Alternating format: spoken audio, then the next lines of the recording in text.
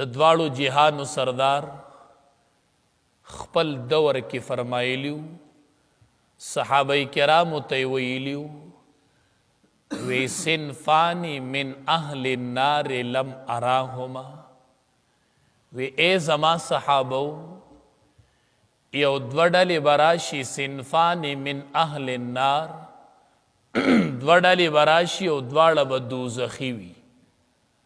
لم اراهما خو ما نه دي لیدلي، زما نه وروستو به دوه ډلې پیدا شي، دواړه به جهنمیانې، ما نه دي لیدلي.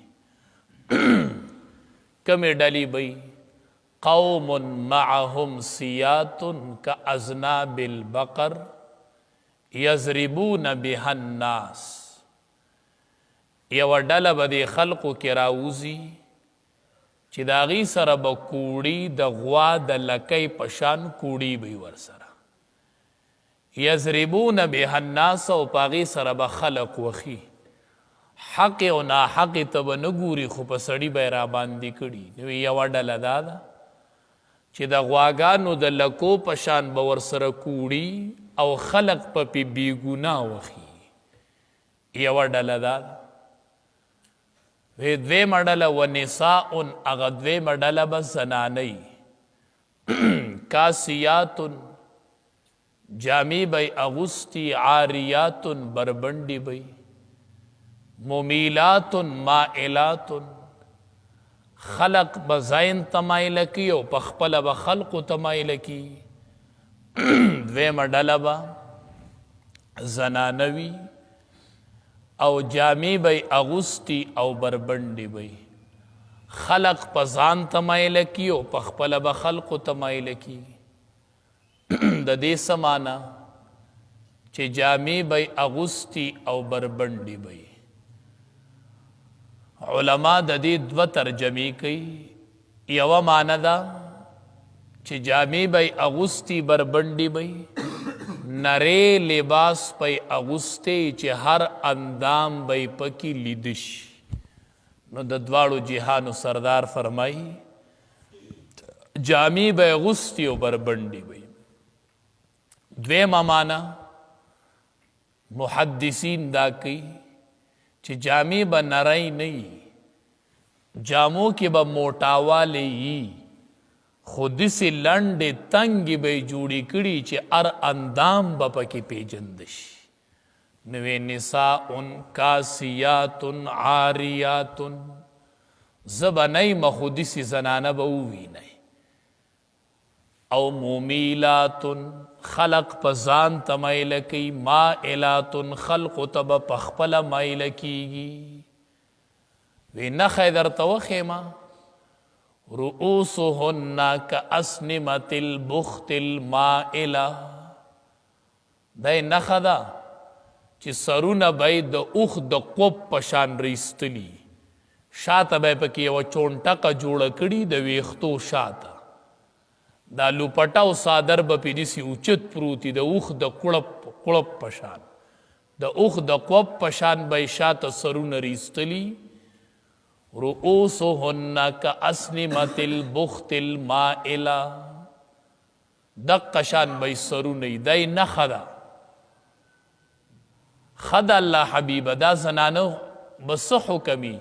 وی ولا یدخلن الجنة ولا یجدن ریحها، دا قسمه زنانه به نه جنت ته داخلیږي او نه به پې د جنت بوی لګي، بوی به هم نه محسوسوي، د جنت بوی به پې نه لګي. او وان ریحها لتوجد من مسیرة کذا و کذا، د دواړو جهانو سردارو فرمایل وی د هغې بوی نه دی د جنت، دا به په ډېره فاصله کې سړي ته محسوسیږي. بعضې روایاتو کې 40 کاله راځي چې ستا او د جنت ترمنځ 40 کاله فاصله یي، نو ته به د جنت په خوشبوی پوهیږي چې دې طرف ته جنت دی. او د دواړو جهانو سردارو فرمایل وی په دې زنانه وی بوی هم حرام دی، بوی به هم نه وي. دا د دواړو جهانو سردار ویلي وی داسې زنانه به راوځي. نن د الله د حبیب هغه خبرې رښتینې شولې. هغه خلقو ولیدل چې کومې پیشنګویۍ د دواړو جهانو سردار ورکړې وي. ای زنانو، د الله د حبیب دا وعید ځان ته یادوئ چې جامې د چا په د شریعت موافق نه نو ټیم په ټیم ځان ته یادوئ وای د پیغمبر د خولې وینا ده چې لا یدخلن الجنت، داسې زنانه به جنت ته ځي نه، دا به بوی د جنت نه محسوسی، نه به پې لګي. نو د دنیا زیب و زینت په ختم شي، خو قبر کې به بیا مسله ګرانه وي، آخرت کې به مسله ګرانه وي. ای زنانو، ځان باندې درانه درانه لباسونه راواړوئ، درنې درنې جامې په ځان راواچوئ او ځان له د آخرت فکر وکئ. د آخرت حدیث مبارک کې راځي، فاطمه رضی الله تعالی عنها او عائشه رضی الله تعالی عنها دواړه ناستې وي. نو دواړو د یو بل سره خبرې کولې. فاطمه رضی الله تعالی عنها ورته فرمایي وی زه ستا نه غوره یم. عائشه رضی الله تعالی عنها ته وی زه ستا نه غوره یم. عائشه رضی الله تعالی عنها ورته وی ولې رانه غوره یې؟ وی ته د ابوبکر صدیق رضی الله تعالی عنه لوري او زه د محمد مصطفی صلی الله علیه وسلم لوري ما، نو تا نه زه غوره نه یم. عائشه رضی الله تعالی عنها ورته فرمایي وی ستا نه زه غوره یم. وی ستا نه زه غوره یم. وی څنګه رانه غوره یې؟ وی داسې درنه غوره یم چې غوروالی خو د آخرت غوروالی دی، د دنیا نه دی. نو وی ای فاطمې، چې کله خلق جنت ته روان شي نو وی علی رضی الله تعالی عنه به راشي، تا به د مټ نه ونیسي او جنت ته به دې بوځي. او چې زما د جنت د تلو ټیم راشي نو امام الانبیاء محمد مصطفی صلی الله علیه وسلم براشي. پلار ستا دی خو ما به د لاس نه ونیسي، زه به د هغه سره جنت ته لاړه شم. وی ته غوره شوې که زه؟ فاطمې رضی الله تعالی عنها ورته وی ته غوره شوې. زه وایم بیبیانو، غوروالی د آخرت غوروالی دی، د دنیا غوروالی پسې مه ګرځئ. د فرعون ټبر و آسیه د دنیا غوروالی په لته باندې ووخو. خاون فرعون دی، وینځي به د هغې سره وي، خادمان به ورته ولاړو.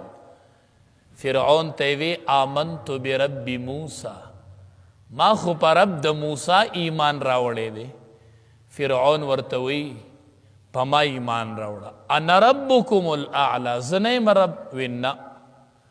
فرعون ورته وی ته چې د سترګې رب ورکې نو ستا نوکرانې ولاړې دي، ستا د سترګې په اشارو ستا خواله راځي. دومره عزت تی دی، دا مه خرابوه. شاهي محل کې ناستی، د بادشاه ښځی، دا هر څه به دې ګورې د لاسه لاړ شي. اسیه ورته وی دا هر څه مې دې د لاسه لاړ شي، خو رب د موسی نه پرېږدم. فرعون ورته وی سزا به درکم. وی راکه سزا، کوره به دې وباسم. سزا به درکم. وی راکه سزا. فرعون آسیې ته سزا شروع کړله، حکم یې وکړو. بیا د فرعون سزا ذل اوتاد، قرآن وی د میخونو خاونو، په میخونو به خلقو له سزا ورکوله، میخونه به یې پې ټکوال. یوه معنی د ذل اوتاد دومره مضبوط حکومت یو لکه د میخونو په شان، چې اسیې ته سزا شروع کوله. نو اسیې دعا وکړله، وی رب ابن لی بیتا عندک فی الجنه. الله کور د لاسو لاړ، خاون لاړ، عزت لاړ، هر څه لاړل، الله هر څه مې قربان کړل، خو رب ابن لی بیتا عندک فی الجنه، الله په جنت کې راله د ځان خواته یو کور راکه. هغه دعا الله په قرآن کې نقل کړله. اوس چې موږ د قرآن تلاوت کوو، د اسیې په دعا باندې به ژبې خوځو چې رب ابن لی بیتا عندک فی الجنه. زنانه چرته د جنت دعا غوښتې ده، ته ورته وایې قبر سره به بیا ګورو، خو اوس جوړه راوړه، فی الحال د کالی ضرورت دی، د جوړو ضرورت دی، واده دی. اسی قیمتی دعا وغوښتله، وی الله د ځان خواته کور راکړي. رب العالمین جبریل امین ته وایي دا سی دعا دې واورېدله، ما قبوله کړله، ما قبوله کړله، خو اسی تا دعا نیمګړې غوښتې ده او ما درله پوره قبوله کړله. داسې رب دی، ته نیمګړې غواړه هغه به یې پوره کوي، ته نیمه دوا غواړه هغه به پوره درکوي. سړیه ته زر غواړه، الله وی بس